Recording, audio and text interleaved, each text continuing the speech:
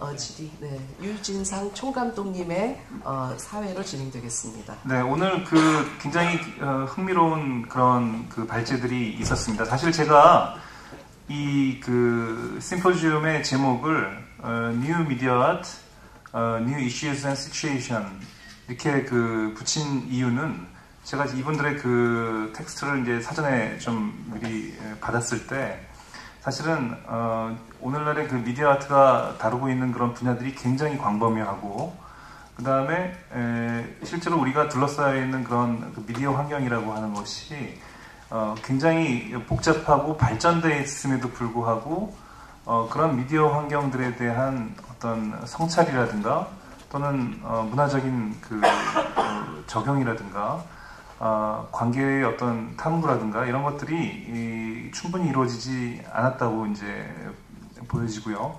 또 한편으로는 그것을 어떤 창조적인 그런 활동들과 연관시켰을 때 굉장히 오늘날 같이 도구화되고 굉장히 목적지향적인 그런 세계에서 미디어라고 하는 것의 중요성에도 불구하고 굉장히 많은 문제점들이 있구나라는 것을 갖다가 이제 깨닫게 됐습니다. 특히 최근에 우리가 경험했던 것처럼 한국에서는 이런 미디어 환경을 통해서 어떤 정치적인 또는 사회적인 변화들이 급격하게 일어났고 최근에 선거라든지 또는 어떤 미디어를 통한 어떤 정치적인 소통이라든지 이런 것들을 봤을 때도 굉장히 예전에 비해서 심각하고 본질적인 그런 문제들이 제기되고 있는 것을 볼 수가 있습니다. 그런데 이제 그와 동시에 가령 일본에서 일어났던 커다란 그런 재난과 같은 상황에서 미디어가 또 일으켰던 어떤 그런 여러 가지 장점 또는 어떤 그런 이점 이런 것들 그런 어떤 세계적인 커뮤니티가 트위터나 페이스북을 통해서 어떤 문제들의 관심을 보인 그런 지점에 대해서 어떻게 비평적으로 바라볼 것인가 이런 문제들도 제기됐고요. 또 경제적인 자본주의의 여러 가지 문제점과 더불어서 유럽이나 다른 지역에서 일어났던 많은 그런 문화적인 부분에 있어서의 예산 삭감이라든가 예술적 활동에 대한 제한 같은 것들도 우리가 지금 경험하고 있고요. 그 외에 또는 북아프리카에서 일어나고 있는 중동 지역에서 일어나고 있는 정치적인 격변 속에서 미디어가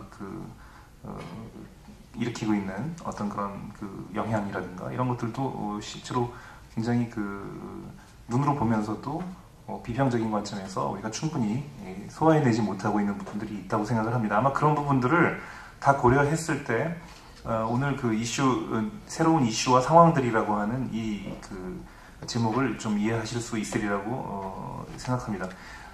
예전에 비해서 너무 세계에 말하자면 어떤 가시적인 변화가 너무 강하기 때문에 예술과 미디어 아트에 대한 그런 성찰 같은 것은 비교적 덜 중요하게 여겨지는지도 모르겠어요. 그럼에도 불구하고 사실 어떤 변화라든가 변혁의 어떤 현상들은 그것이 지나가고 났을 때 우리가 그것을 갖다가 되돌아봤을 때는 조금 더 우리가 그것을 갖다가 거리를 두고 객관적으로 평가하고 그것에 대해서 어떤 더 적절한 어떤 입장이나 태도를 취한 것이 더 낫지 않았을까 하는 아마 이제 그런 생각도 하게 될 거라고 생각합니다. 그래서 오늘 발제하신 그런 스피커들의 그런 이야기들이 굉장히 소중했고요. 이 부분에 대해서 먼저 오늘 지리자로 참석해 주신 단국대학교 이원권 교수님하고 전 백남준 아트센터에서 연구원으로 일하시다가 지금 이제 국립극단에서 연구원으로 계시는 우리 김남수 선생한테 일단 오늘 전체적으로 진행된 이런 발제에 대한 소감과 또는 질문을 들어보기로 하겠습니다. 그 뒤에 각 발제자들의 어떤 자유로운 상호 질문이 있을 거고요. 그 다음에 플로어로 마이크로 옮겨서 여러분들의 질문을 받도록 하겠습니다. 되도록 이제 간략간략하게 진행하려고 하고 있습니다. 자, 먼저 이원권 선생님 오늘 심포지엄 발제들을 어떻게 보셨는지 좀 말씀해 주십시오. 네, 안녕하십니까. 당국대학교 이원군이라고 합니다. 오늘 이처럼 흥미로운 자리에 초대해 주신 서울시립미술관에 감사드리고요. 오늘 전 때부터 와가지고 쭉 네 분 발제자의 발표를 들었는데, 정말 미디어 아트가 상당히 안고 있는 문제가 폭넓고, 다양한 어떤 과제를 안고 있다고 이렇게 생각합니다. 어떤 눈으로 보면은 미래가, 인류의 어떤 문명의 미래가 미디어 아트가 어떻게 역할을 하느냐에 달려 있는 것 같기도 보이기도 하고, 어떻게 보면은 이미 용도 폐기돼가지고 없어져야 될 그런 분야인 걸로 생각할 수도 있다는 그런 생각이 들고요. 그래서 지금 만약에 오늘 여기서 미디어 아트 쪽을 이렇게 좀 해보려고 하는 뜻이 있는 사람들이 예를 들면 작가분들께서 보시면은 아마 전망에 대해서 굉장히 현기증이 느낄 정도로 굉장히 동요가 심하게 느껴질 거라고 생각됩니다. 마치 방향타가 고장난 비행기를 타고 막 달리고 있는 것 같은 그런 지평선이 이리 흔들리고 저리 흔들리고 그러는 시야가 제대로 잘 보이지 않는 그런 상황이 될 거라고 생각합니다. 특히 아까 전에 발표하신 루스 베인 선생님하고 완 빈데 선생님 두 분의 어떤 사례는 상당히 좀 대조를 이루는 그런 부분을 말씀해 주셨습니다. 그래서 이런 부분을 좀 저희가 좀 짚어봐야 되겠는데, 한국에서도 사실은 최근에 10년 동안에 그런 변화를 겪어왔었습니다. 이른바 한 2000년경 초부터 미디어 아트가 상당히 인기를 끌었다가 2000년 중반 정도부터 거의 그냥 시장에서 인기가 없다고 소문이 나가지고 미디어 아트를 하는 사람이 적어졌습니다. 그래서 제가 이 부분에 대해서 마침 며칠 전에 월간 잡지에 글을 쓴 게 있었는데, 그때 제가 이걸 이렇게 표현했습니다. 미술관은 원래 미디어 아트하고 이게 잘 맞지 않는 어색한 동거를 하고 있는 건데, 미술관의 문제가 미디어 아트를 자신의 양자로 받아들이게 됐다. 그래서 이미 그래서 마침 미술 시장의 상황을 보니까 이게 자신의 친자식이 아니라 양자라는 사실이 여기서 드러나 버렸다. 그래서 이게 이제 다시 미술관 미디어 아트의 문제를 재조명해야 될 상황에 된 거 아니냐라고 이런 이제 시각을 제가 발표한 적이 있었습니다. 우리나라에서 보더라도 최근 90년대, 2000년대에 미디어 아트의 전시장에서 나왔던 문제들이 거의 빠른 속도로 이렇게 산업화돼가지고 산업 자본과 연결돼가지고 어떤 도시의 어떤 환경이라든가 어떤 큰 이벤트의 어떤 퍼포먼스라든가 이런 쪽으로 이렇게 빨리 이렇게 만들어져 버렸습니다. 그래서 실제로는 그런 대규모 자본과 연결되어 있는 어떤 스펙타클한 어떤 조경물하고 그리고 우리 손에 쥐어 있는 스마트폰보다도 미디어 아트가 오히려 더 좀 작아 보이고 어떤 이렇게 혁신성이 이렇게 좁아져 보인 그렇게 보인 점이 있습니다. 이렇게 볼 때 어떤 면에서 볼 때는 이 미디어 아트라는 게 사실 앞으로 그렇게 미래의 어떤 문화를 개척하는데 어떤 역할이 그렇게 이제 필요 없지 않는가라고 하는 보는 사람도 있을 거라고 생각되고요. 하지만 여전히 저는 고장난 방향타를 가지고 달리고 있는 이 비행기가 절대로 추락할 거라고 생각하지 않습니다. 왜냐하면은 항상 어떤 어떤 새로운 상황에 처해 있는 인간적인 문제 또는 좀 더 나아가서 지구 전체의 문제를 철학적으로 사색하는 그런 분야의 정신적 활동이 필요한 것이고 그것이 이런 미디어 아트를 통해서 가능한 것이라고 생각됩니다. 근데 사실은 제가 지금 여기서 의문을 가지는 것은 이것이 이제 미술관 안에서 해야 될 것인지 아니면 미술관 바깥에서 해야 될 것인지 이 부분입니다. 미술관 안에서 할 거라면은 미술이라고 하는 어떤 틀 속에서 어떤 지금까지의 논리를 이어가는 방향에서 계속해 나가야 될 것이고 그렇지 않다면은 미술관을 떠나서 문화산업 또는 교육 소프트 제작, 기술 R&D 이런 분야로 뛰어드는 것이 미디어 아트라고 생각됩니다. 마침 이제 서울시립미술관에서 이 미디어아트 비엔날레를 할 때, 앞으로 이게 새로운 상황이 벌어진 거라고 생각되고요. 지금 제 마지막으로 그 발표하신 두 분께는 이런 문제에 대해서 어떻게 좀 생각을 가지고 계시는지 조금 더 얘기 좀 들어보고 싶습니다. 그리고 좀 더 이제 이야기 발표한 순서로 보면 거꾸로 지금 가고 있는데요. 앞서 그 발표하신 두 분의 그 내용을 들으면 자꾸 이제 미디엄이라는 단어가 생각났습니다.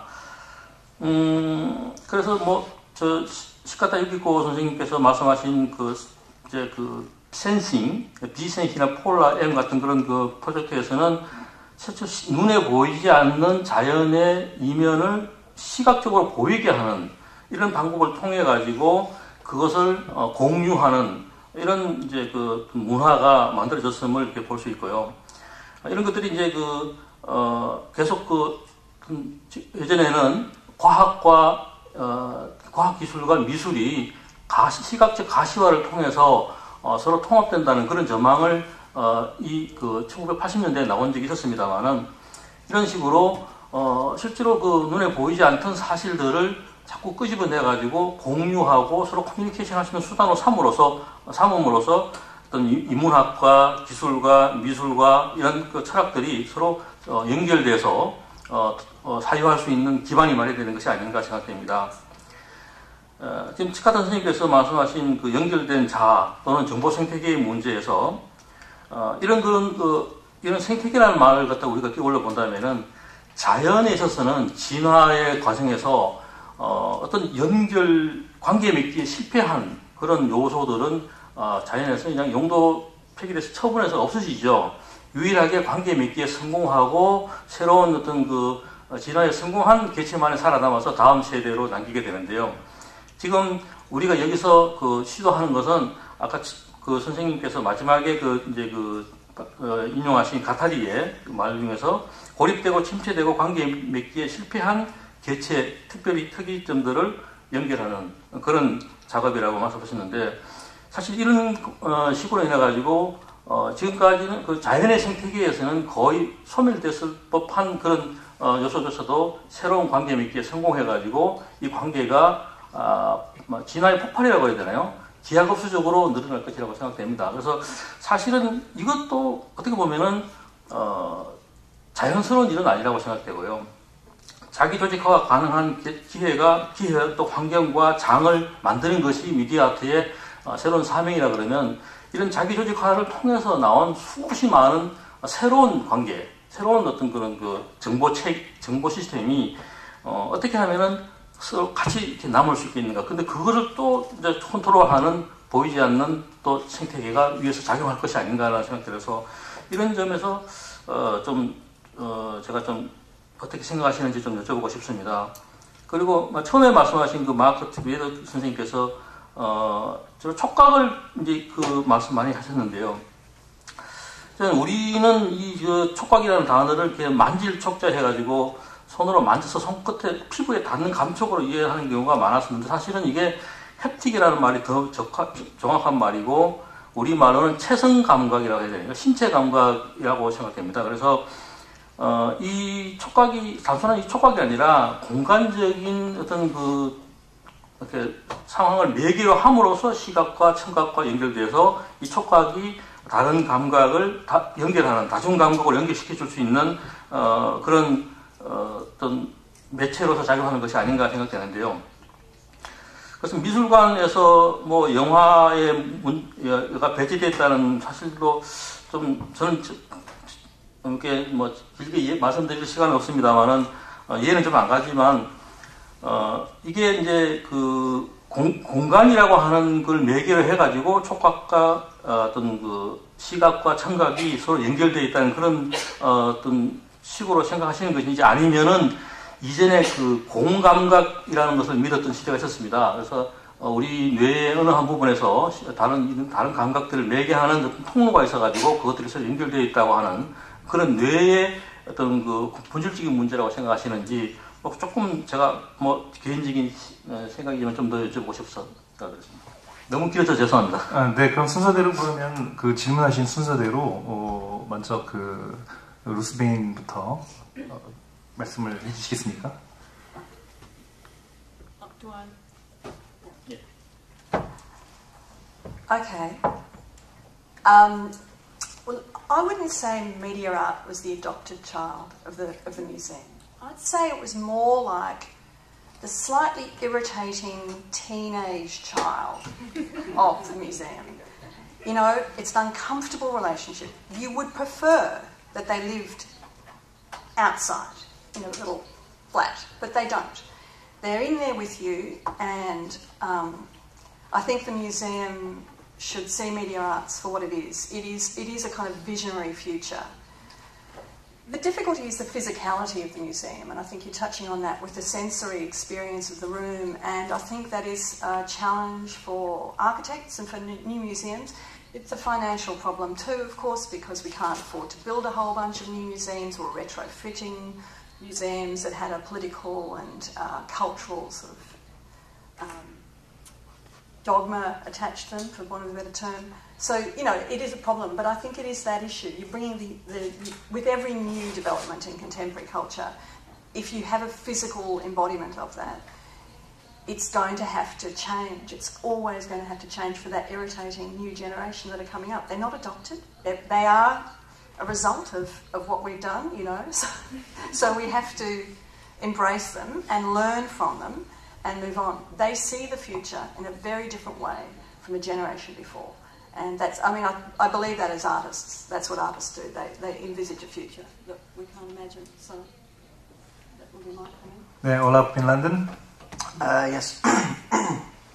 I think our relationship with museums basically has been always our mission.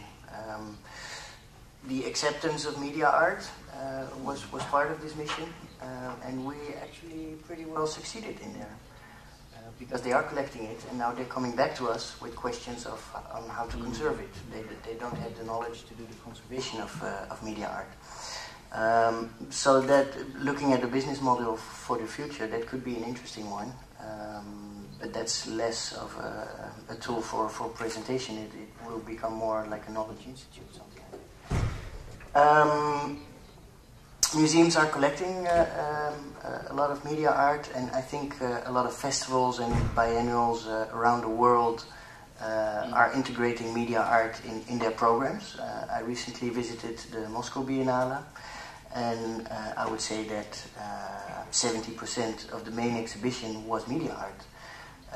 The difference is that they don't claim it to be media art, or they don't name it as media art. It's just art in general, and I think that's a little bit the future of art anyway. It's fully transdisciplinary. If it's on a stage or in a white cube or in a black box, or there's media arts everywhere, not only in the visual arts also.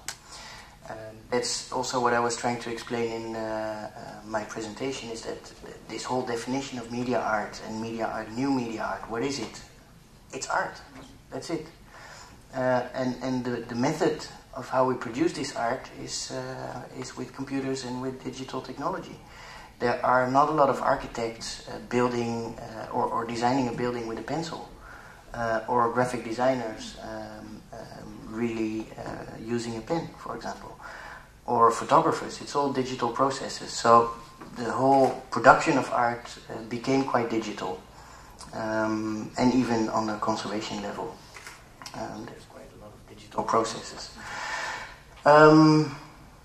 Does that answer your question? Could I just add one thing to that? Could I just add one thing to that? I agree with what you're saying, is we want it to be part of the museum. The problem always is getting what you want, is that in being embraced by the museum, do we lose our edge? Do we get subsumed by this big institutional machine that kind of blands out the peaks and troughs of contemporary art? That's the thing that worries me. Oh, have I lost me? Yeah, and I think Mark might have touched on that a bit about architecture. We did. So that's in our case, or in my case, I run a museum in Amsterdam, showcasing media art, 100% media art. And maybe that's the problem. that we should not focus on just strictly this form of art, but to go a little bit wider and to also showcase and program performing arts, for example. I think sound and image goes really well together also. Okay, now the answer is for Yoshikata-san. Making the thing visible is one of the way to see the world. Then by visualizing something, and we have to imagine there are plenty of things that were not visualized. So we can just start to imagine something by partly visualizing that. This is an important issue, I think. Important issue. And on the failure, what is the failure? I think these days the world is getting very much complex. So each notion cannot be easily understood or shared by many kind of people. So we have to investigate a new notion at each time. But there is no way, no one meaning for any notions. Then what is failure? This is a question. Maybe we know the failure, that we lost something or like we just had some accident. But there are many small failure, but maybe it cannot be said it's failure. So this is also a question. What is failure? Like Twitter, I just read the book by Hiroki Azuma, so he also explained about the possibility of Twitter, because you can just follow whatever you want. So it means you can make your own world, very closed circuit, what you like.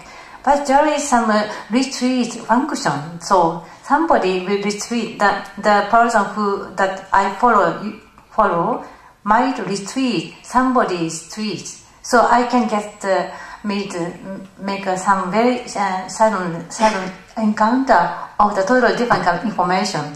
So it's there are two ways in Twitter, for example. So that's an interesting situation. There is no one world at each media or at each tool, maybe. Or so we can start to think, to see the world based on this kind of complexity. And I want to say what is failure and what is success. This is a question, but also how to make the failure success. Maybe I don't like to use success also, it's what is success. But if you have a good senses to find to face to the failure, to discover something from that, and turn it to the time to success, or you enjoy the failure. This is very important. And I can say, like the notion of serendipity. This is the sense that you can find out the unexpected things, some just by chance. But you can be lucky. But not only you are lucky, but you should have a good sense of discovering something very precious for you, or for society, or for the people. 네, 질문이 잘 되셨는지 모르겠는데요. 대답이 잘 되셨는지 모르겠는데요. 네, 그 다음에 막 골로드의 대답을 들어보시겠습니다. Yeah. Okay, thank you. Before I come to the answer of the question that I was addressed, I wanted to add to my four speakers, specifically to Olaf. And I think one of the things that you, made clear, and I think that is for future discussions really important, maybe the question of erasing the new media discussion and the new media art discussion and the art discussion. Specifically maybe the new as the main problem in the definition of new media art, because also I'm referring to Boris Greuß, there's nothing older than the request for the new. That is one of the things that I found very striking in the argument. But furthermore, when you were speaking about the dynamics of collecting from the museum side, I was a little surprised because I still have the feeling that there is still an issue from certain museums to collect media art, and that is not new media art, that starts with film.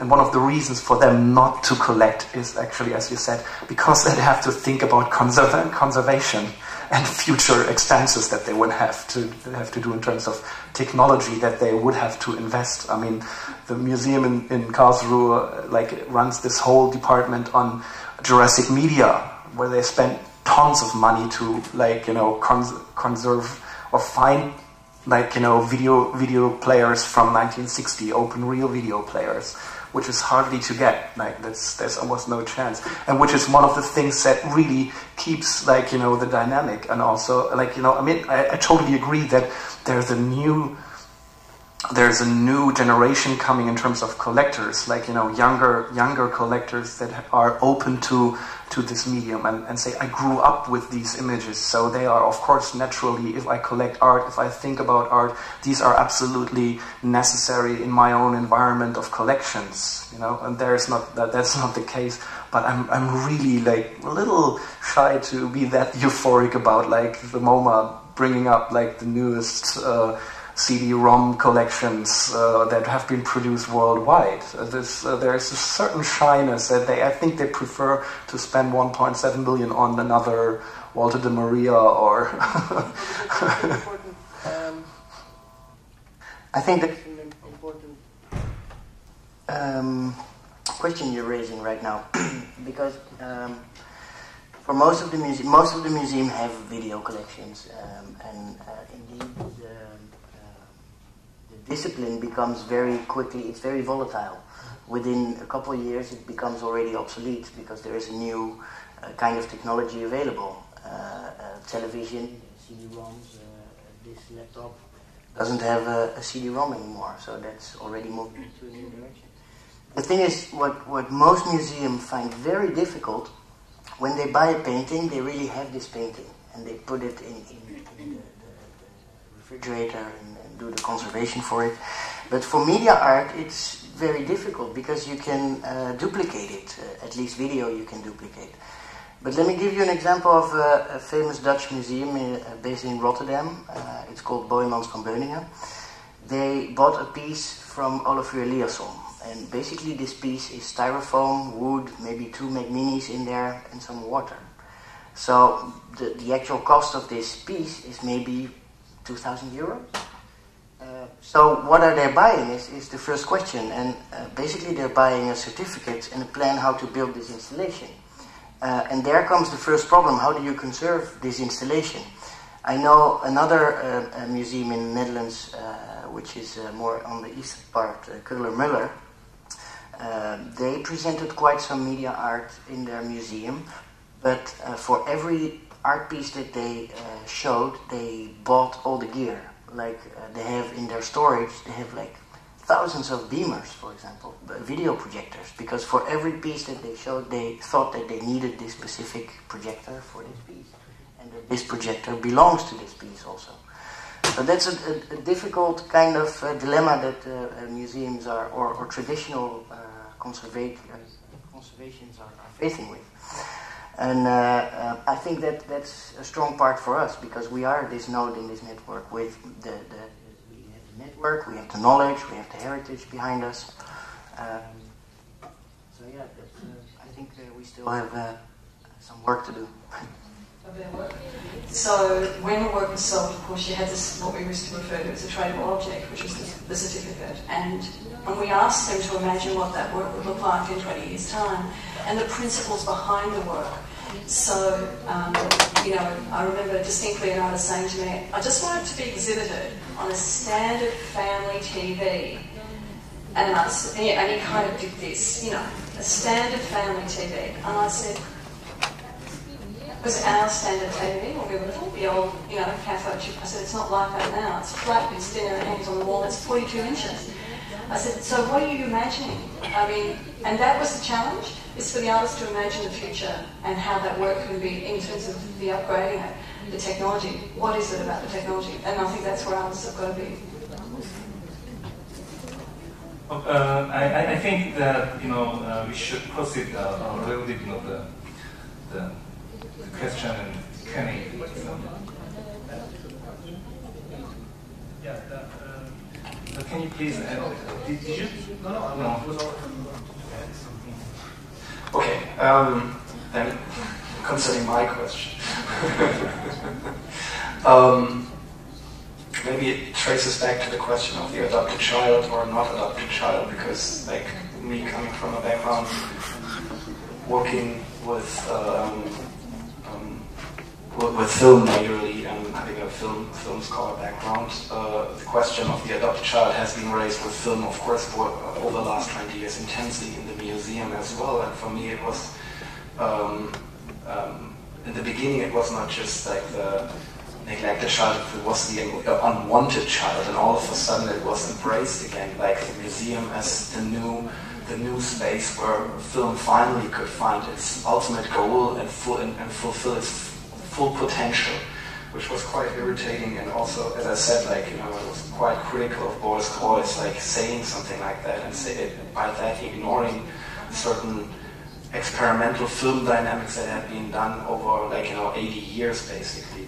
But what was important for me was that in the dynamics of talking, in which spaces are these works shown, and, like, it didn't matter to me if it was a cut animation, if it was a 16mm film. It was the question of how these images all of a sudden could be, like, get into a kind of discussion, or could be discussed under different circumstances. Like, almost like I felt like becoming into a laboratory, and not just a laboratory for the images, but a laboratory for my own perception apparatus. So what I meant was like seeing these images, and specifically I felt the more new images I saw, like the new animated digital images, was how my perception apparatus had to deal with it, and discovering something that is actually, like, had been detected by Benjamin when he saw the first films and was relating to this, saying, like, our eyes are touching the image in a certain way. And remembering that was something that helped me quite a lot to think about, like, what is maybe important in terms of how we deal with images in certain spaces. So understanding the museum as a certain tool that we can use. Not only the museum, the cinema as well, and if we want to expand it also in terms of how new media images flood our, like, public spaces. If we go outside, we are constantly, like, invaded by digital images.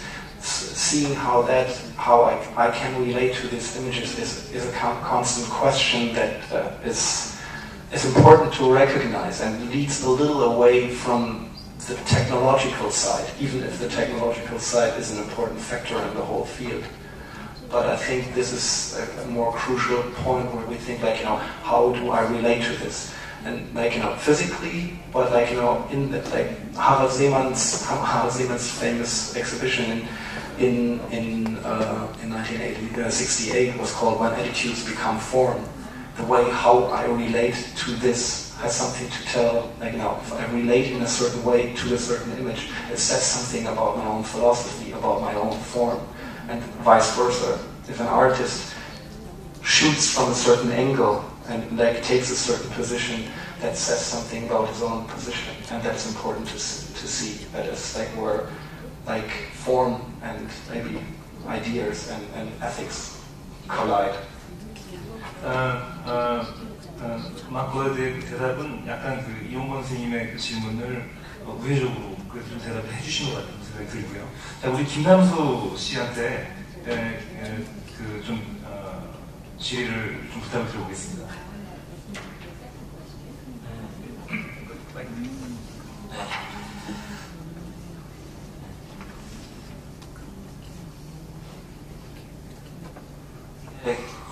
굉장히 평평한 세계에 살고 있다가 이렇게 만나서 이야기를 나누면 어느새 울퉁불퉁한 세계로 바뀌는 걸 경험하게 되는데요. 매우 그게 흥미로운 것 같습니다. 백남전 선생님이 그 사람의 인연이라는 것은 지하수와 같다고, 그래서 서둘거나 채찍하지 말고 기다려야 된다, 그런 말씀을 하셨어요. 저는 계속 기다렸죠. 네. 뉴미디어 아트의 시간관에 대해서 질문을 좀 드리고 싶습니다. 지금 이제 말씀을 쭉 들으니까 미래에 대해서 굉장히 개방적이고 또 새로운 것을 받아들인다. 그 개방을 회로라는 것이 매우 중요한데요.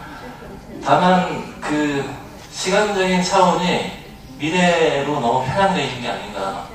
아까 이제 그 루스인 씨가 익스페리멘탈 유토피아 나우 매우 좋긴 한데 또한 너무 그 기술 발전 속도 그리고 그 매체가 가지고 있는 특성에 이렇게 좀 편성하거나 아니면 그 순응하는 그래서 딜레마적인 상황이 이렇게 출현한다. 그게 이제 생각이 났습니다. 왜냐면 그 거울나라 앨리스에 보면 그 붉은 여왕 있죠. 레드퀸이 나타나서 앨리스한테 충고를 해주죠. 지금 이 자리에 가만히 있으려면 2배의 속도를 뛰어야 되고 여기서 다른 곳으로 가고 싶으면 4배의 속도를 뛰어야 된다고요. 마치 주어진 무슨 아이폰 애플리케이션을 가지고 뭔가를 하려고 할 때 동시에 모든 사람들이 그와 같은 가속을 하기 때문에 되지 않는 특출한 무엇이 나오지 않는 게 아닌가 해서 이제 드리는 말씀이고요. 아까 마크 그레드 씨가 그 아파르투스하고 디스포지티브 얘기를 하셨는데 그 아간벤이 쓴 책에 그런 얘기가 나오죠. 지금이라고 하는 또는 동시대라고 하는 이 순간은 결국 아직 아닌 not yet과 already gone 이미 지나간 것 사이에 존재하는 작은 틈새에 불과하다고. 즉 그 얘기와 더불어서 근대라고 하는 모더니티라고 하는 것도 근 미래와 고대적인 사유가 결합되어 있는 비밀 협약에 불과하다. 즉 과거의 시간을 어떤 식으로 재건축하는가 이 문제가 모던 예술에서 굉장히 중요한 것이다 라는 얘기를 하고 있습니다. 즉 뒤창에 땅 도네라는 유적을 보면 그게 왜 그런 고대적인 또 중세적인 동굴 공간에서 가스통을 들고 있는가 매우 암시적이고요. 그게 꼭 뭐 다른 예술뿐만 아니고 뉴미디어 아트에서 따져봐야 되는 질문인 것 같아요. 네, 그 질문을 루스인 씨하고 마크 그레드 씨한테 드리겠습니다. 네, 또 하나는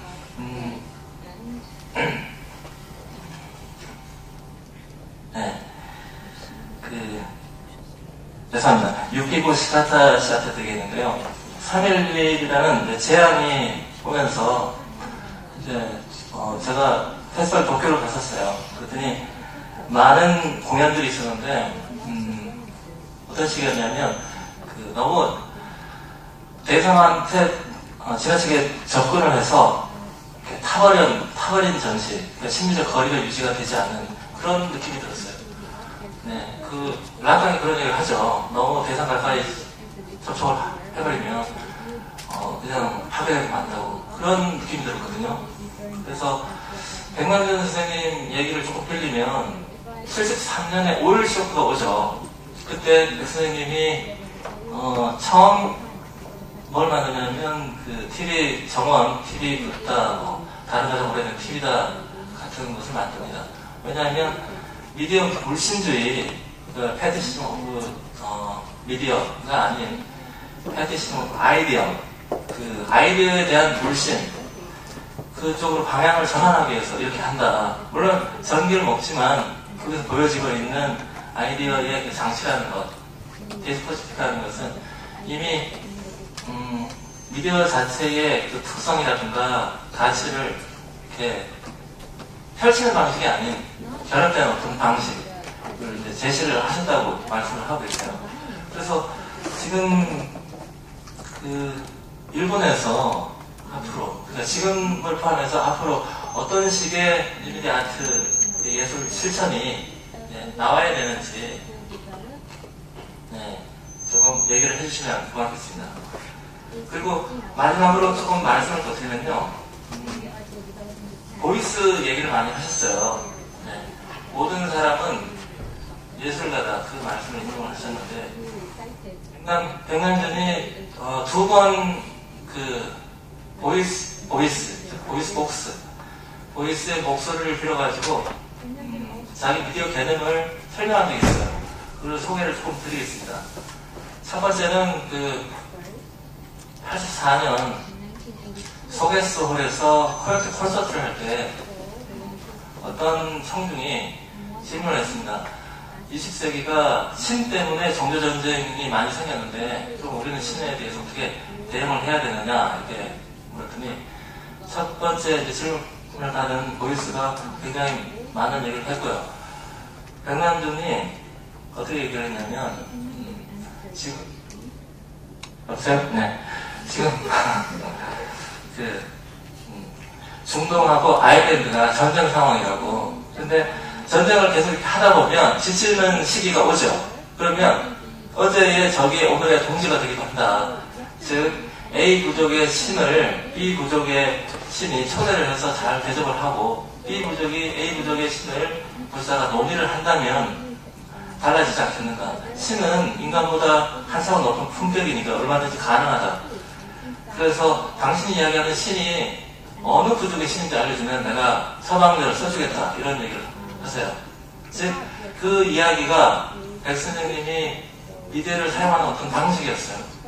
그리고 1991년 보이스 추모 굿을 하죠. 갤러리 현대에서. 그때 뭘 쓰셨냐면 미디어라는 것은 중세 신학의 신과 교류하는 수단, 매체와 같다.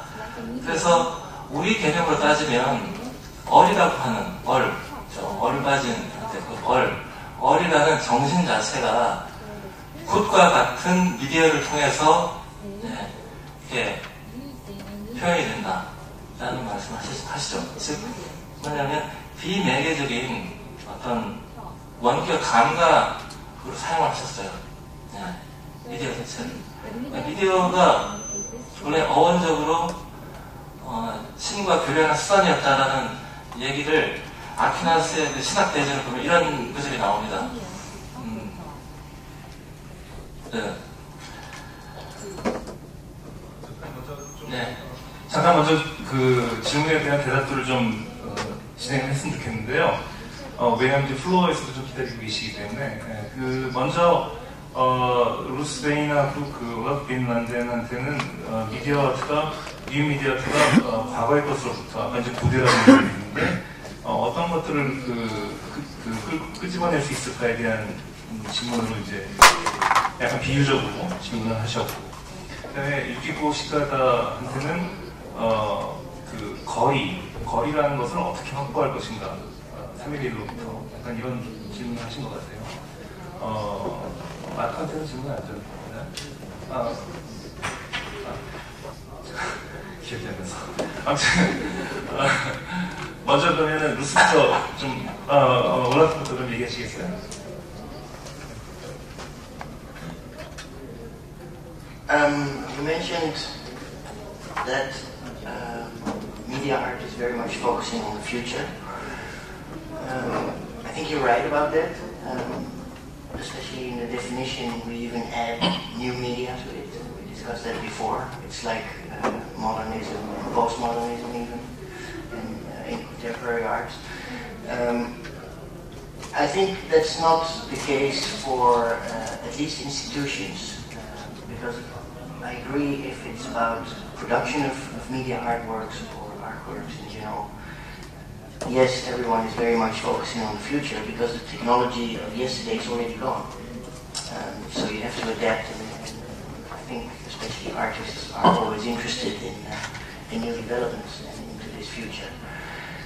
From an institute point of view or perspective, I think it's the other way around. I think we're even more focusing on the past, and the very recent past even. The question always is to transfer or to transform the work. For example, Pac-Man, the game that we all know. Now you see it on iPads even. Aeroscope of the iPad to move around your little Pac-Man. But if you really want to keep the old work, the original Pac-Man game, then you need to keep the Commodore 64 as well. recently had an exhibition, a solo exhibition of Marina Abramovic at the Garage and that specific question arose because Marina Abramovic did most of her video works. She finished them and did all montage in Amsterdam. And she shipped all her video material to the curator in Moscow, and she said, I wanted to have it as possible. So the curator there and his technical team started upgrading all the works to the new screens, to the new formats, basically works from the late 70s, early 80s, were now showcased on very nice and fancy screens, but completely distorted because they wanted to make quality. So we flew in our conservator from Amsterdam to basically hack to the old format. So the role between the future, the past, I would say we live in the present, in now, and but both ways. And indeed, not only the future, but something that we can still remember because it's yesterday and not 100 years ago. Lucy? Yes, I just agree with what Mark's saying. I think he's probably in a really unique position to be able to manage things because I think he does see that thing with wants everything to be as new as it can look or as good as it can look, but then dealing with the new technologies. I think one of the things also in a collecting institution, apropos artists looking to the future, I don't know if they're always looking to the future, but I think the thing is when we see them, you know, they make work, and then by the time, you know, and we're looking at it in a gallery, you know, there's a lag time, and I think that we almost see what they're making as some kind of future picture. And so I think there's a lag for a community to catch up with artists in the way they're interpreting the world around them. And I think, as you say, they're looking backward and looking forward. And for institutions, though, that's a different ballgame because they're going, oh God, you know, this child of ours has created this kind of thing, and we've got to somehow look after it. What are we going to do? We don't have the skills to look after it. So they are then trying to make sense of it for the future. But sometimes you get media work that's quite nostalgic, you know. So I don't know if it's always looking to the future. Sometimes it's using the tropes of older work.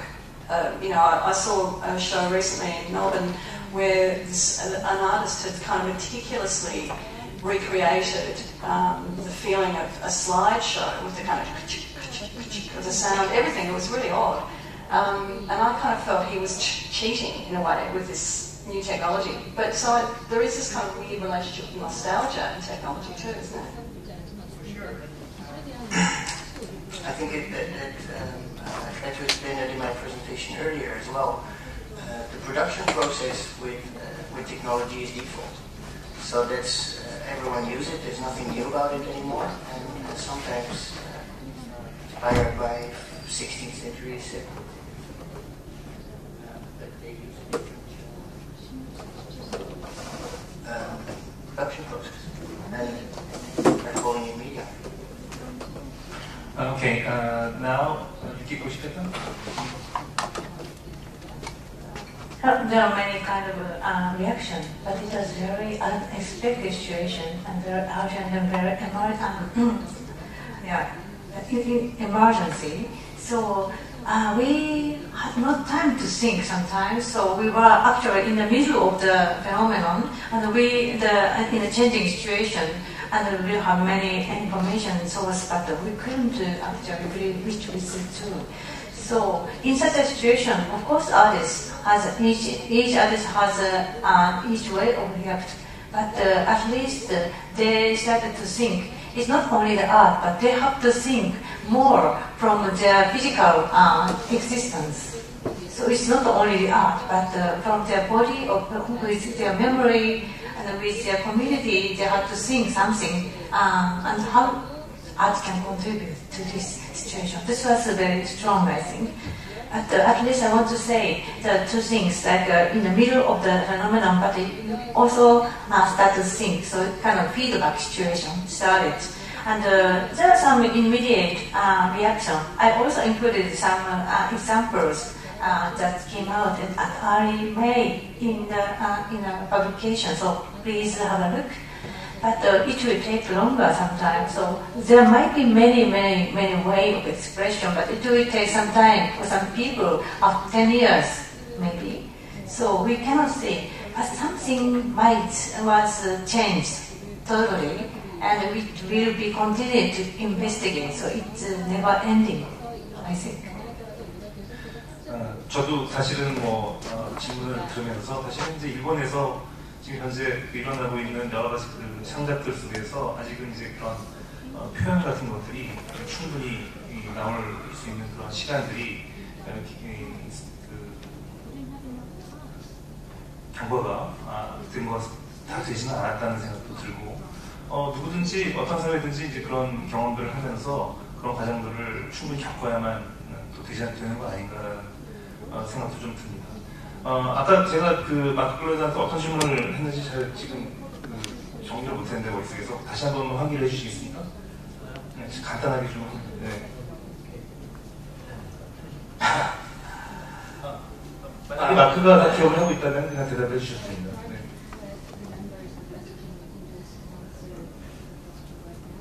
As far as I remember, it was about Plato's cave. Again. The never-ending story of Plato's cave and new media. Yeah, there's something really striking about like going always back to the image of that cave, and also something really disturbing, because one of the patterns that never changes, if we think and apply this to whatever medium we're thinking about, like film, color animation, new animations, internet streams. One of the things that never changes is the passiveness, the passive momentum of the observer, and that is the thing that I really think is the most disturbing thing for me personally in this image.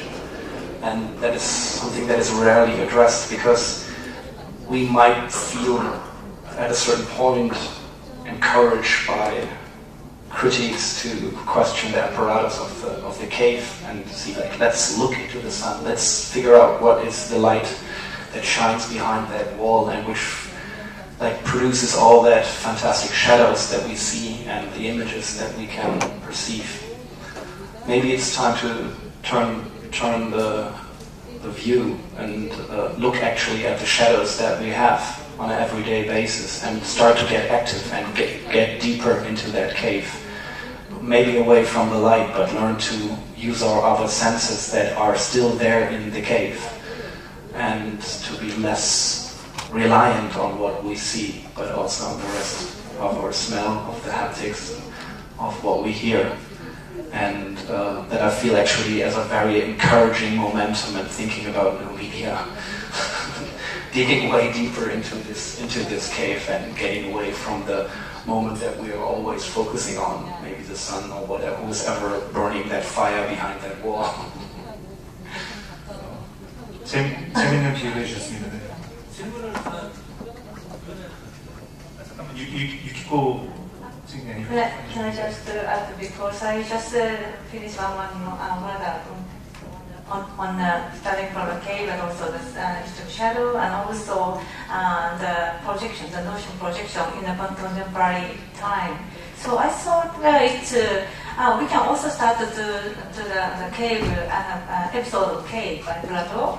But at the time, we live in an age with more multi-reflections. We have not only mirror, but also we have we don't have only the mirror or wall, but we have a half mirror or like some blind screens or filters or some many kind of materials. And when we put to put the light on it, there are also many kind of lights. And there are the physical room, space, size installation, and people's movement perceptions, making the light and shadow relationship totally, endlessly variety. And this is what we have to face in the society and life in shadow. 네, 김한 선생님, 아까 뭐 부연하시다고 간단하게 좀 부연해 주시겠습니까? 그 질문이 조금 오래된 것 같아서요. 새로운 미디어가 나올 때마다 기존에 있는 미디어가 이렇게 밀어내기가 되죠. 그러면 새로운 미디어가 나왔을 때, 폐기와 청산 과정이 연속적으로 일어나게 되는데, 물론 그 사이에서 뭐 재매기라는 것도 있겠지만, 어쨌든 그 미디어에 대한 물신주의가 굉장히 깊어질 수밖에 없을 것 같아요.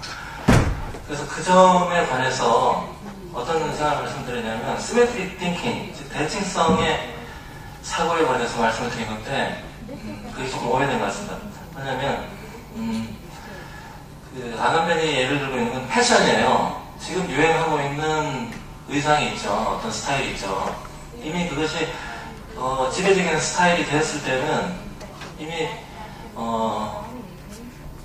최신의 스타일은 아니라는 거죠. 이미 그것이 이루어졌다는. 또 다음에 어떤 것이 기다리고 있는데, 그렇게 아슬아슬하게, 그 순간, 그 마지막하는 부분에 경계에 있는 그것이 컨템포러리라는 얘기를 하고 있습니다. 즉, 제가 이제 아까 말씀드린 거는, 시간 자체가, 기관에서 과거의 것을 수용하고 이런 문제가 아니라 한 작품 안에 에탄돈의 예를 굳이 든 것 자체가 동굴이라고 하는 그 공간은 고대적인 어떤 분위기를 풍겨 있죠. 가스팅이라고 하는 것은 물론 그 시기에서는 그게 현재 또는 그 미래의 도구가 되겠죠. 그 두 개가 대칭적인 구도를 만들고 있다는 걸 말씀드린 거거든요. 그래서 그 작품 자체의 잠재성, 포텐셜이 굉장히 지금 봐도 질리지 않는 그런 작품으로 좀 남아있다는 거죠. 그래서 빠르게 어떤 미디어 자체가 가진 특성이나 가치를 소진하는 것이 아닌 어떤 장치를 만들어야 되는 거 아닌가. 디스포지티브. 그 말씀을 드린 것이거든요. 훨씬 테크놀로지보다는,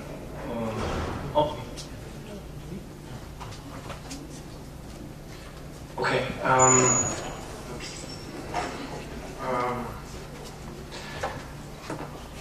Of course, the dynamics. I understand the dynamics and the necessity for maybe a critical understanding or a critical approach as well.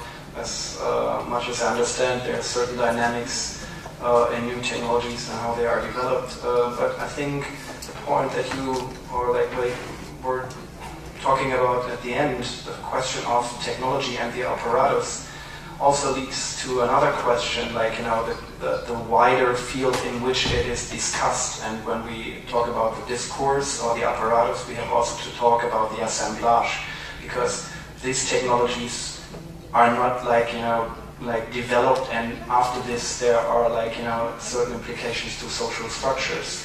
That it's a back forth. It's the back forth moment. They come to an existence also because there are certain structures in societies that are developed, and vice versa. Sometimes it's technology that creates certain social settings. Sometimes social settings set the scene for this. And I think this is actually something to reflect in terms of thinking of media development in a wider field of social and social behavior and social structures in societies.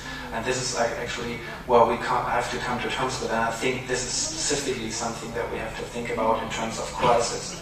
When there's a crisis in the image, when there's a crisis in a nation, when there's a crisis in culture, that is actually a very good breeding ground for rethinking what our clichematic ways of approaching these factors are.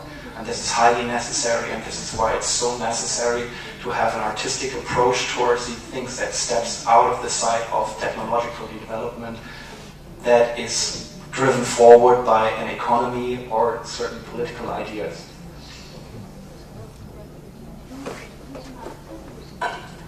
Technology was also based by the modernism or modern-based societal system. So always the time was linear at the time.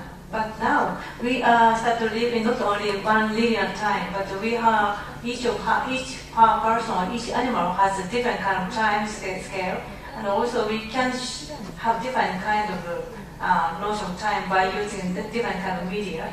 So when we think about the technology, of course there are some obstacles, but we can also start to rediscover existing technology. Also dismembering by combining the existing one, different kind of media from different kind of time, we can make a new kind of interpretation. This is very important. We have many kind of media or technology, and we can just appreciate what we have done and we have now. Then we can make a new kind of connection, the combinations. So it's a matter of combination art combinatory.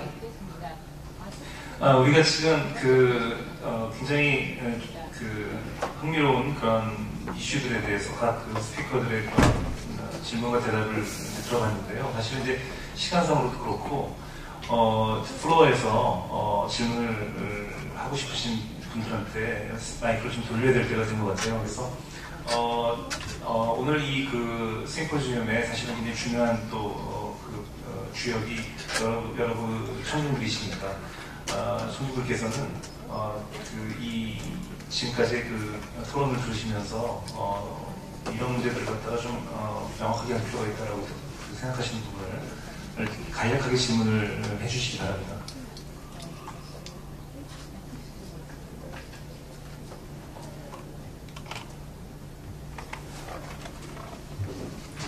간단하게 자기소개를 해주시겠어요? 네, 안녕하세요. 저는 미디어 아티스트이기도 하고 미디어 그룹을 운영하고 있는 김상수라고 하고요. 한정미디어에 대한 걸 있습니다. 좋으신 말씀 잘 들었고요. 오늘 심포지엄의 주제가 New Issues and Situations라고 해서 뉴미디어 아트와 관련된 여러 가지 상황들에 대해서 많은 관심을 가지고 듣고 있는 상황이고 많은 이슈들을 해주신 것 같아요. 근데 제가 좀 관심을 가지고 있는 거는 어떤 미디엄이든지 그냥 미디엄의 스페시픽한 어떤 띠들이 함께 노출되고 생각하거든요. 다시 말하면 이제 우리가 필름이라는 것이 처음 등장했을 때 필름 미디어가 가진 어떤 미학적인 것들이 계속 표시해 나가듯이 뉴미디어 아트, 오늘날 21세기 뉴미디어 아트는 또 그러한 그 미디엄의 특징 때문에 그런 띠들이 많이 노출해 나왔고 그런 것들은 사실 오늘 저희들이 이제 이야기를 깊이 하진 않았지만 이런 가변적인 특징이나 이런 여러 가지 것들을 이제 이야기를 하고 있는데 그런 이슈들은 사실 이제 몇십 년 된 이슈들인 것 같아요. 근데 제가 좀 듣고 싶은 건 이제 전 세계적으로 미디어 아트의 전문가로서 활동을 하시면서 오늘날에 정말 2011년 버전의 그런 새로운 어떤 미디어 아트에서의 어떤 미디어 베이스된 필름이라는 것이 어떤 게 있을까? 예를 들면 이제 10년 전만 해도 포스트 휴머니즘이나 아니면은 미디어 뮤비디어 자체의 상호 작용성을 대신 인터랙티비티 때문에 많이 했었고요. 관계, 프로그램에 대한 그런 새로운 시각 이런 얘기는 많이 이야기했던 아이기 때문에 사실 그런 거 듣고 싶지 않고 정말 2011년도 버전의 어떤 이슈라고 하는 것을 꼬집어 말씀하시고 싶으신 어떤 게 있는지 이머징한 이슈에 대해서 어느 분한테 질문하고 싶으신지 좀 지정해 주시겠어요? 실질적으로 뮤지엄을 운영하고 계신 웬다민 선생님하고 루빈 선생님한테 듣고 싶습니다. 루스베인 선생님.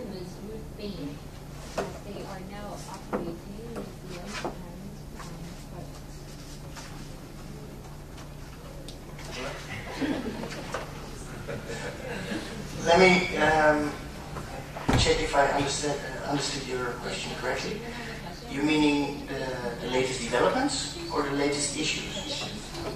Problems? 게임이라고 생각하고요. 그러니까 아트를 하는 데 있어서 어떤 보편적인 자기 셀프 익스프레션을 떠나가지고 그것을 떠나서 어떤 미디어 베이스된 게임이라는 것들이 존재해 왔던 것 같아요.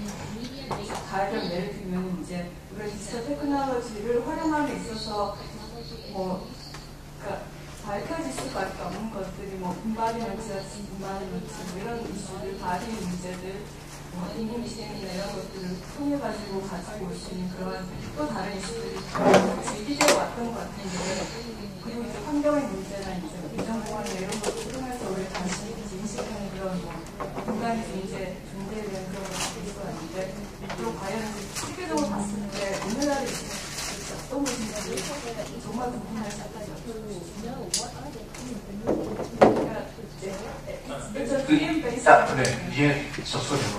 I think what I can see from my perspective right now, I see three themes: cultural engineering, urban development. I really like what's our role in the city, because population in the world is moving to cities right now, and social design. Society is changing a lot. In recent history, we always had the Cold War, Russia and the United States fighting against each other, but not with a real threat. The result was a lot of technological development, but cold technological development. Like, let's go to the moon and let's build a submarine that can stay on the water for like ages. Now, it was also, I think, an important time for inspiration. I mean, if we look at the film industry, outside of this Cold War, there would not be a James Bond. But now the use of this technology becomes like, you and I, everyone is using it. We have an iPhone in our pocket. We are walking in the streets following the blue dots on our screen, like giving us the direction. It's becoming something that we always have with us, and now we're going to different directions of how we're going to use it, reflect it on cities, and it's going also outside of its own discipline. Architects are using a lot of media in their design process.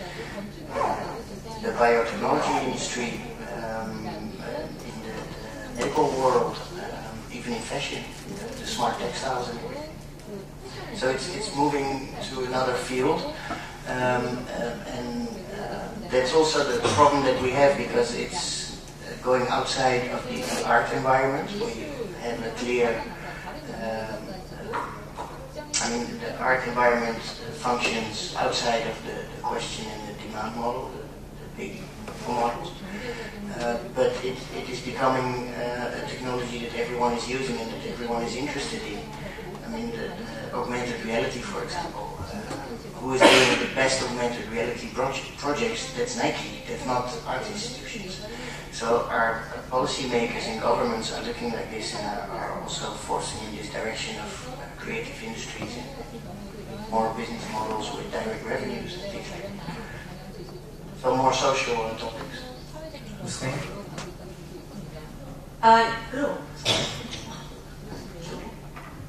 Yes, I think those are issues of sort of social and architectural modelling for cities is a really interesting one. I'd argue that the environmental issue is not yesterday's news.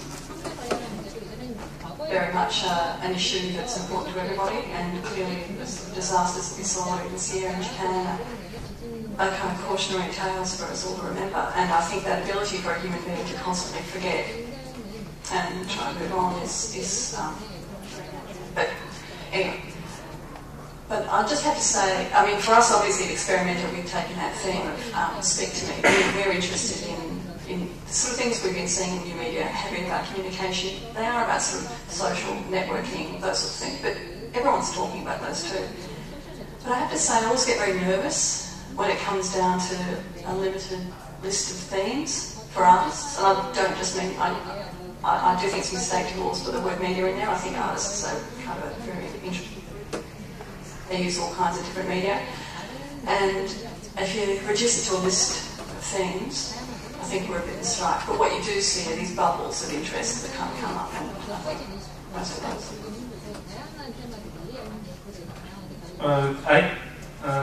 굉장히 흥미로운 질문이라고 생각을 하기 때문에 저는 개인적으로 다른 두 분도 혹시 그런 아까 방금 질문에 좀 대답을 해주실 수 있는지 여쭤보고 싶은데요.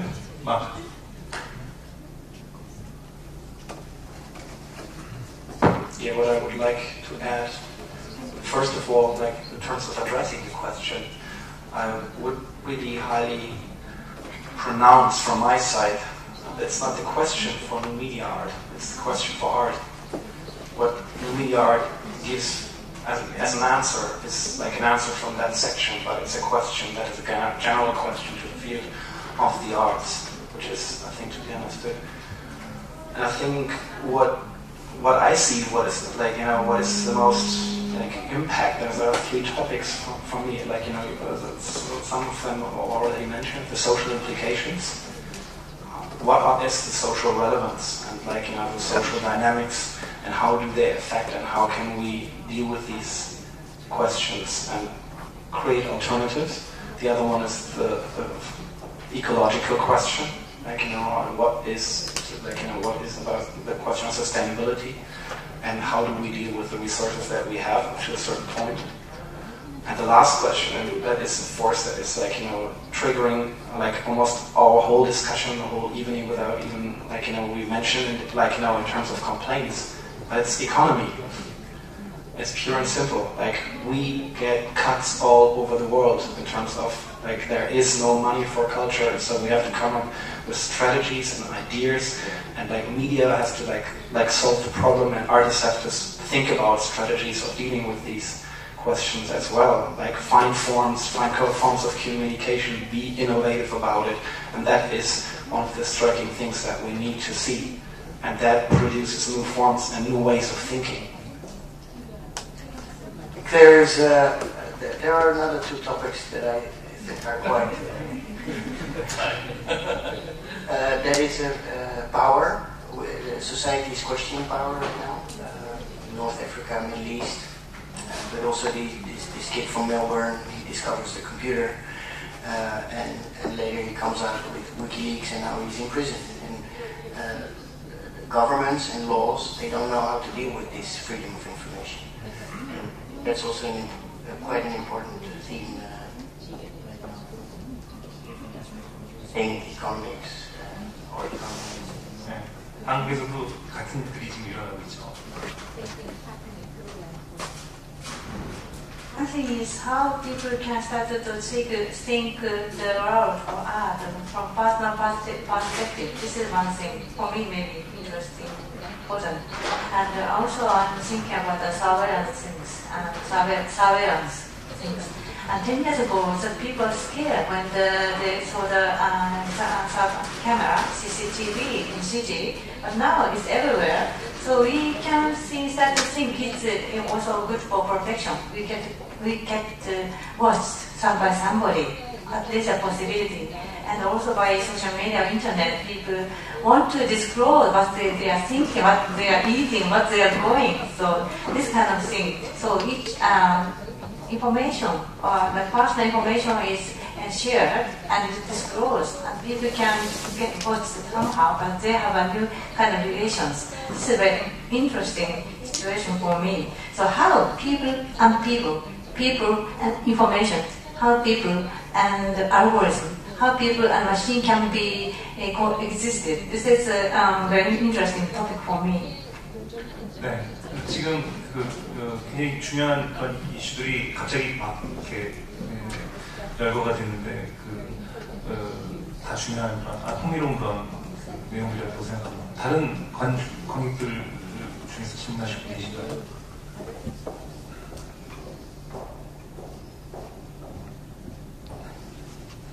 저기 이쪽에 신지 씨.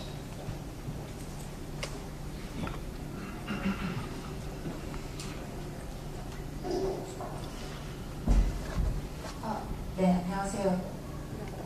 저도 이제 미디어 아트 쪽에 기획자로 일을 하고 있는 신은지입니다. 여러 가지 이슈들이 많이 제기가 됐는데요. 그 중에서도 특히 이제 좀 되게 많이 느꼈었던 건 이제 루스 베인의 스프리멘타에 관한 기획에 관한 이야기였어요. 그러니까 제가 개인적으로 생각했을 때 지금 되게 온고잉하고 있는 이슈들은 미디어에 대한 이슈들은 구조물로 간다든지 진화를 한다든지, 그다음에 인포메이션이나 이제 데이터를 이용한 비주얼라이징이라든지, 가장 이제 제가 개인적으로 생각하기에는 가장 중요한 이슈라고 생각하는 사회적인 책임이라는 그 코드가 있다고 생각을 합니다. 그래서 그렇기 때문에 2010년에 그렇게 이제 아이라이터라는 작품이 전 세계를 뒤흔들 수 있었던 거는 이제 따뜻한 이야기도 있었지만 이제 데이터 쉐어링이라는 그런 또 다른 이슈도 있었잖아요. 근데 그 익스페리멘탈을 기획을 하실 때 주로 이제 커미셔닝을 하고 그 다음에 이제 지역 기반 사람들과 같이 이제 커뮤니케이션이 계속 이제 이루어지고 있는 것 같은데 제가 봤을 때 이제 기획자랑 아티스트와 그 다음에 이제 로컬 커뮤니티와의 이제 이런 계속적인 인터랙션이나 커뮤니케이션 이제 그런 과정을 조금 알고 싶거든요.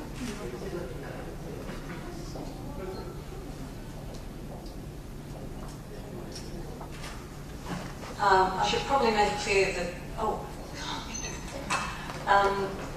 we commission artists. We don't commission.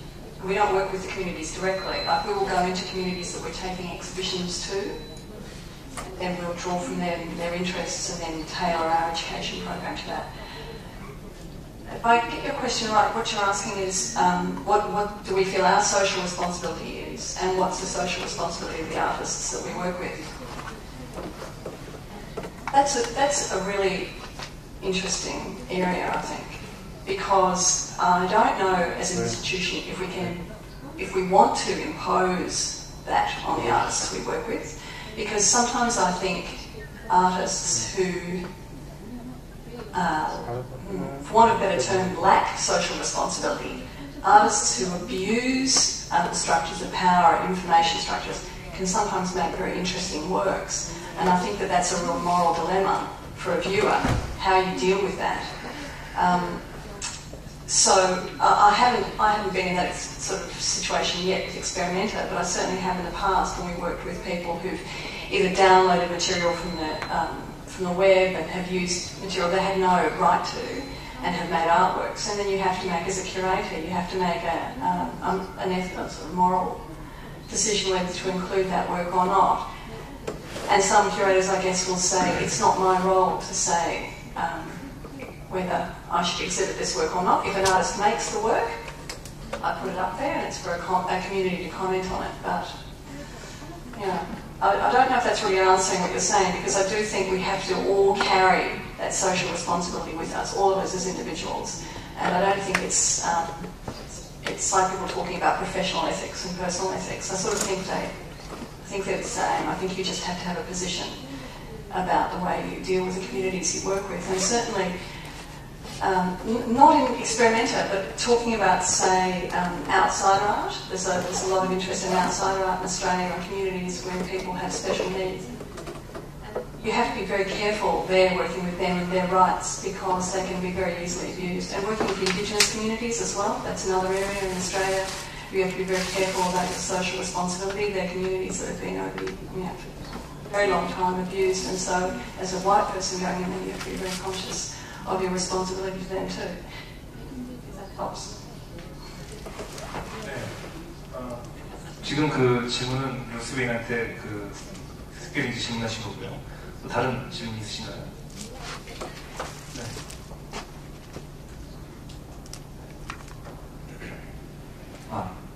Hi, my name is Soo-In Yang. I'm an architect and artist practicing in New York and Seoul. And maybe rather than a question, this might be a simple question, and maybe rather than a question, it might be more of a general wondering. And since I have all of you in this room, I thought I might pick your brain on this one issue that's been really bugging me for the past few years. So, in new media art, there is a lot of technology involved, and because of that, it's not just you go somewhere and you look at it or you hear it.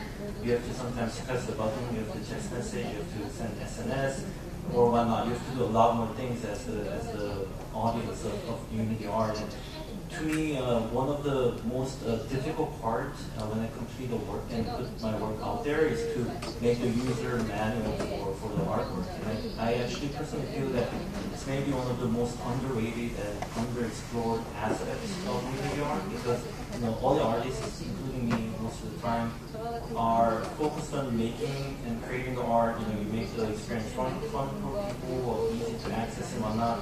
But there comes a time when you have to make the user manual, whether it's 2 lines or 4 lines or whatnot.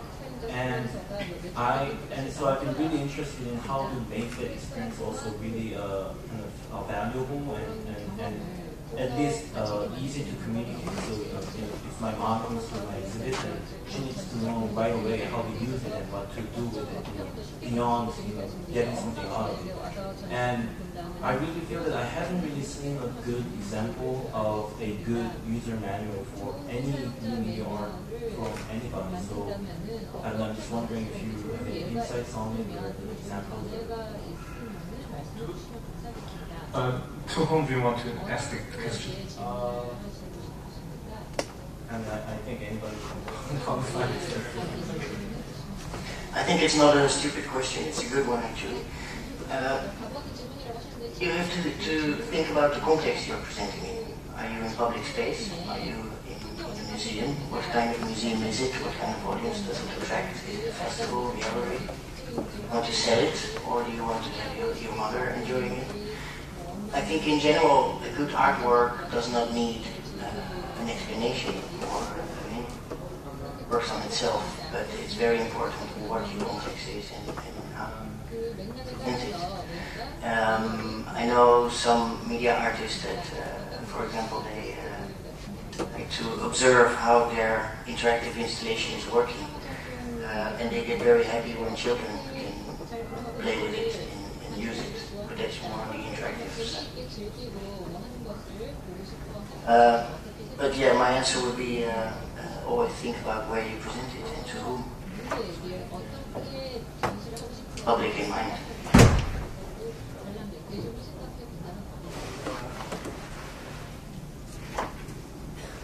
You're working for architecture and architecture, so you have more maybe special-based sensing system like tracking or something. So maybe to ask the people to do to operate some special interfaces.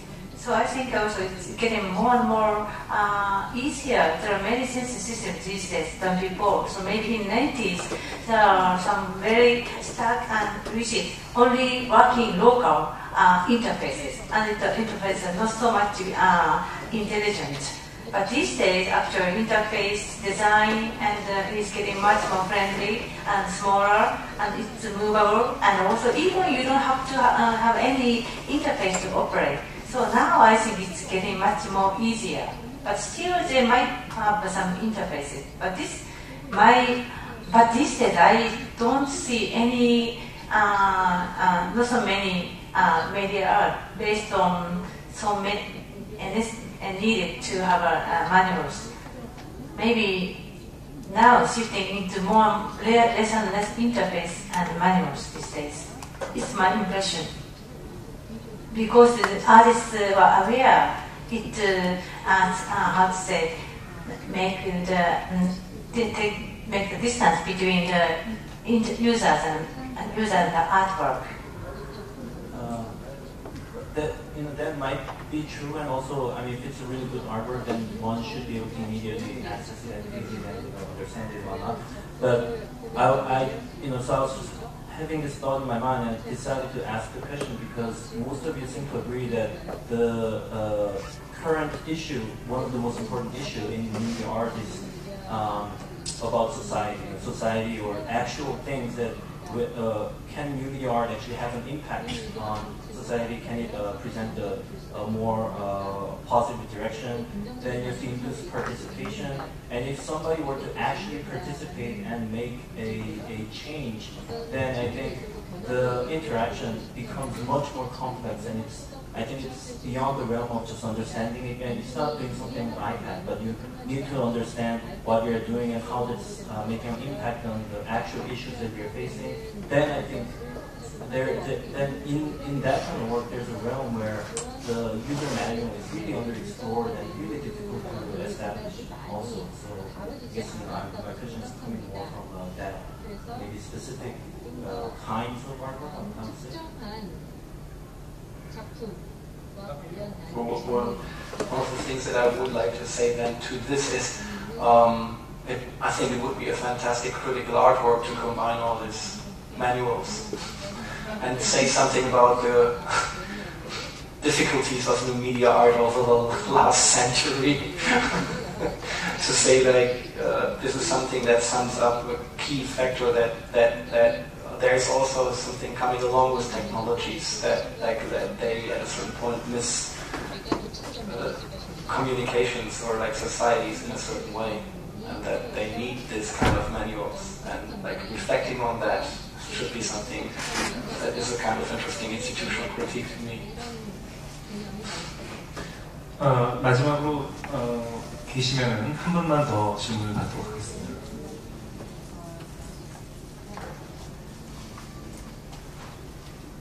저희가 오늘 굉장히 오랫동안 얘기를 했기 때문에 다들 좀 많이 지치실 수도 있어요.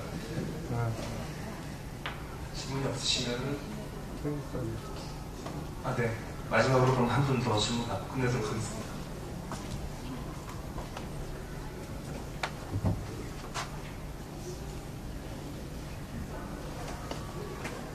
저는 여기 서울시립미술관처럼 서울시 재정으로 운영하고 있는 을지 한빛 미디어 갤러리의 운영 대응 맡고 있는 회사에서 미디어 연구소장을 맡고 있는 장면입니다. 조금 기술적인, 시스템적인 질문을 한번 드려볼까 하는데, 일단 뉴미디어 아트 이 장르는 뒷방보다는 튜링머신 이후로 이 경계선을 긋는다고 저는 개인적으로 생각을 합니다. 그래서 이제 이 아트에 우리 주로 사용하는 기술들이 컴퓨터가 있고 통신이 있습니다. 두 가지 기술을 가지고 우리 현 시대의 정보 혁명의 근간이 되는 두 가지 기술을 가지고 여러 가지 혁명을 겪었고 저희 전시 공간에서 벌어지는 어떤 이슈가 있어서 앞에 계신 전문가님들께 제가 질문 순서만 드려보고자 합니다. 기존의 어떤 미디어 아트나 새로운 매체를 이용한 원리로 작품의 관객에게 일방적으로 표현을 하고 그런 어떤 지침에 의해서 특정한 위치나 그런 아이디어에 따라서 감상을 하게 됩니다. 우리 같은 경우는 이제 인터랙션을 내가 제스처를 하거나 나의 반응이 다시 이제 그 작품의 피드백에 대해서 서로 상호 연관 관계를 가지고 환경을 만들어내죠. 제가 고민하고 있는 부분은 그 이후에 그 전시 공간이 어떤 센서나 이런 다양한 기술을 가지고 이용을 해서 전시 공간이 관객을 이해한 그런 문제가 이렇게 크게 현장에서 대두가 되고 있습니다. 그래서 스베인님께 질문을 드리자면 저와 같은 그런 이슈가 분명히 있었을 것이고 여기에 대한 어떤 그 해결점이나 아니면은 제시되는 어떤 방향 들어보고 싶습니다.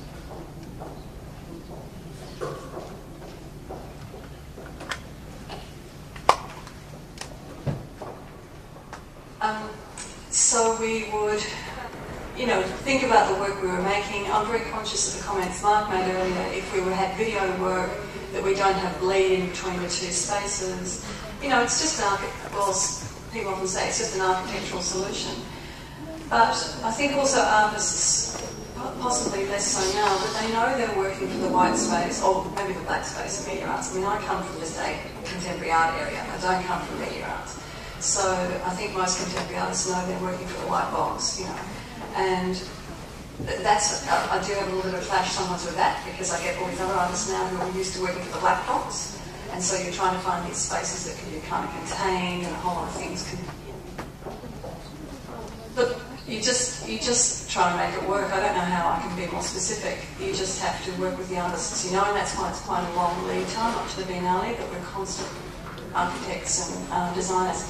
If you have an established space, bricks and mortar space that you can't change, I don't know, that's just something that's a challenge, I guess, for any museum, and I think I mentioned that earlier in terms of new media art going into these established museums and how they manage that.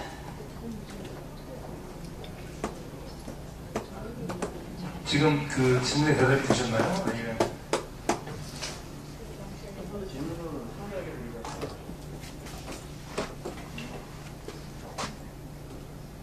예, 조금 더 질문을 상세하게 드리자면, 제가 말하는 이제 공간이 관객을 이해한다는 측면은 이런 것입니다. 관객의 어떤 그 반응을 다시 이런 능동적으로 시스템이 피드백을 받아서 인프라로서 작용을 하는 겁니다. 예를 들어서 뭐 관객이 어떤 특정한 작품 앞에서의 반응을 얘기하는 것이 아니고 그 전체 전시 공간에 대한 반응을 얘기하는 겁니다. 그래서 울거나 울거나 아니면 뭐 노인이 지나가거나 아니면 특정한 국적을 가진 집단이 지나가거나 할 때 능동적으로 그 전시관 전체의 시스템을 반응을 하고 그 자료를 특정 작품에 다시 이제 정보를 보내서 유기적으로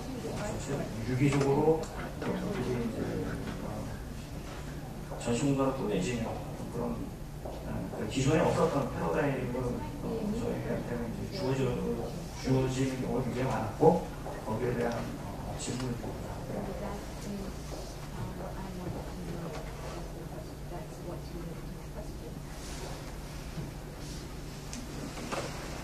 I think I've got you now.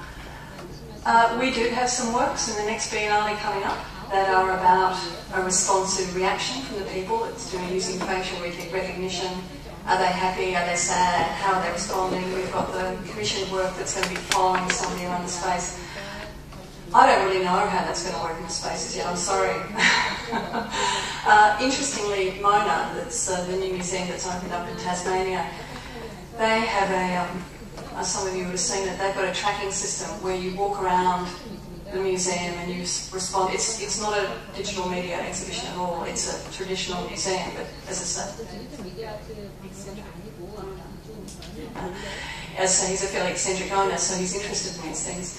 And you have an iPod and you follow it around and you can make comment, you can love something or hate something, and it'll track you. It's got a GPS system, and so they, as gallerists, now know how people track around their museum. It's quite a complex museum architecturally.